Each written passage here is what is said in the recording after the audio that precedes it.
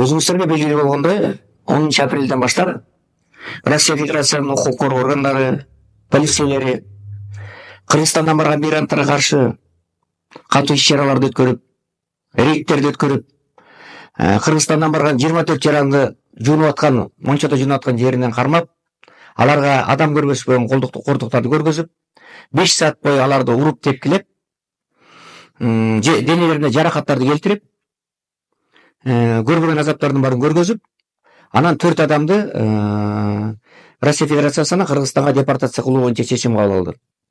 Мындан тышкары Россиянын укук коргоо органдары ошо коомдук жайларга, кафелерге, ошо биздин мигранттар иштеп аткан коомдук жайлардын баарына кирип барып, аларды массалык түрдө кармап, уруп сабап, анан аларга кордук көрсөтүү операциясы болуп атат, рейдтер болуп атат. Мына ушуну биз, мына ушундай болоорун биз 1 жыл мурун билип, алдын алуу боюнча аракеттерди көрүп, былтыр мен коргоочулардын Россиянын Федерациясынын омбудсменин, Свердлов облусунун омбудсменин чакыруусу боюнча Москва шаарына барып, ал жактагы биздин укук коргоочулар менен бирге укук коргоогондар менен жолугушуп, акыйкатчылар менен жолугушуп, мигранттардын укугун коргоо боюнча көп аракеттерди көргөнбүз.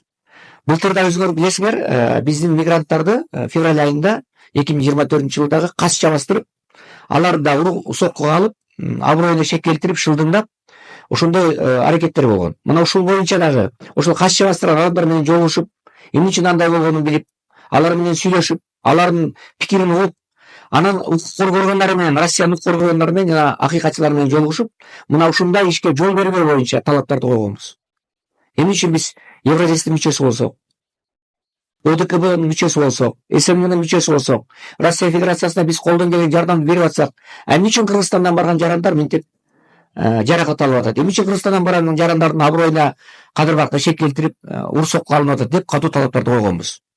Ал жактагы Екатеринбург шаарындагы Кыргызстандын консулу Гүлнур Балтабаева да бизге катуу жардамдарды берип, консулдар жардам берип, мына ушундай бир териштирүүлөр жүргүзүп, акыры Свердлов облусунун акыйкатчысы Мерзликова Татьяна Георгиевна кечирим сураган бизден.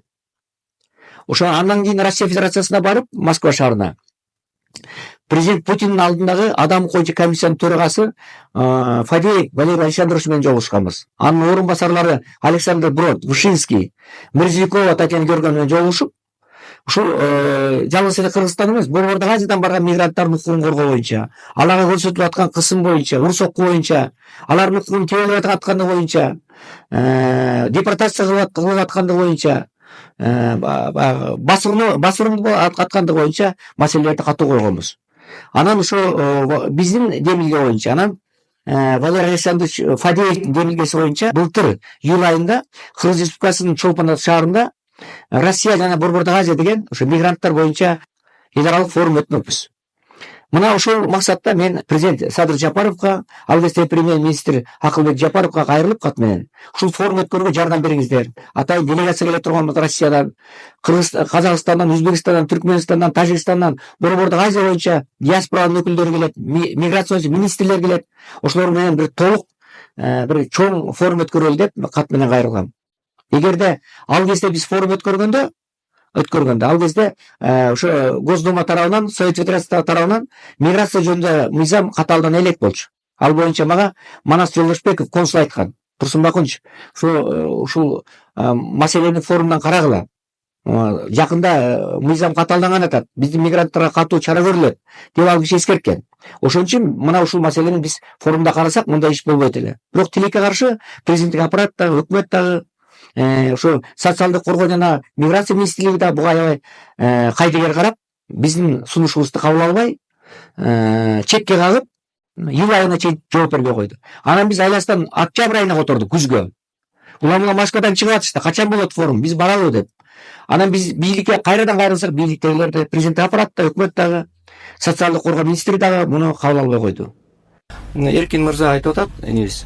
Мына бизде баары иштеп атат, министр өткөндө Дарманкулов Бакыт менен сүйлөштүм, ал деле айтып атат. Булардын максаты эми жаман көрбөгүл эле мен, инишектер. Силер эптеп чыгып, айтып, анан эптеп барып отчет берип, мына министр иштеп атат дегендей кылып атасыңар да. Эми андай кылбаш керек да. Мына адамдардын баары куугунтуктап атат, мигранттардын баары качып келип атат, тияктан сабап атат. Же биз эмне корпусетин биз кылдыкпы? Биздин балдар кайра 15 жашар балдар кайра бошотушту. Орустар өлүп бараткан орустарды. Түрк кылса тажиктер кылсын да.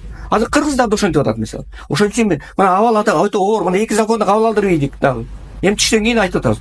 Значит, министрликтин иши эркин, бетиңе айтып коеюн. Начар. Өтө начар. Силер наоборот мойнуңа алышыңар керек. Биз начар иштеп атабыз. Туура эмес кылып атабыз деп. Өкмөт да аракет кылат. Ал да начар иштеп атат. Потому что бул боюнча жыйынтык жок. Кыскасы, биздин барып сүйлөшүп келгенибизге ичтарлык кылышты да. Амбицияга берилишти. Биз болсо 1 жыл мурун билгенбиз ушундай катуу соккулар болорун. Мына ушундай биздин мигранттарга ушундай чаралар көрүлөрүн 1 жыл мурун сезгенбиз да. Бирок тилекке каршы биздин бийлик уккан да жок. Мына азыр эми ошонун терс жыйынтыктарын азыр көрүп атабыз. Ошон үчүн мындан кийин дагы ушундай иш-чаралар болуп, улам менен диалог кылып, консолидация кылып, улам биздин бийлик өкүлдөрү Москвага чейин барып, Москванын Россия Федерациясынын өкүлдөрүн бул жака чейин чакырып, бияктагы биздин граждандар менен жолуктуруп, бийлик өкүлдөрү менен жолуктуруп, баардык ишти алдын алыш керек да.